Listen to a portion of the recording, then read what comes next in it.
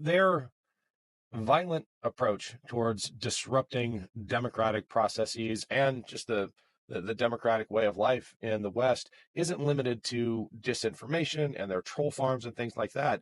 It's in some cases kinetic. They're actually cutting cables, right, in the North Sea. They're cutting telecommunications and power cables. I think it was between Finland and Estonia. They are poisoning dissidents, chemical warfare. I mean, honest to God, chemical warfare, killing Russian dissidents in the UK and elsewhere, more than likely. It feels like the Cold War for Russia never really ended. It didn't, and this is where the West made a mistake, because when the KGB collapsed, they went under the surface. By the time of the collapse of the Soviet Union, they managed to get approximately $50 billion out of the Soviet Union, anticipating a collapse, in order to rebuild. And then it got rebuilt into basically the FSB and SVR, while Westerners were coming, into Russia in the early 90s with suitcases of cash and trying to, install a capitalist system.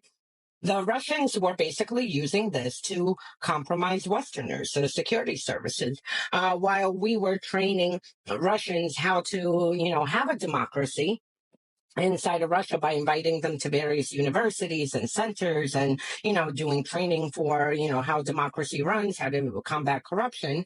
They were infiltrating our universities, our centers, in order to then co-opt these people to turn them against, our own countries.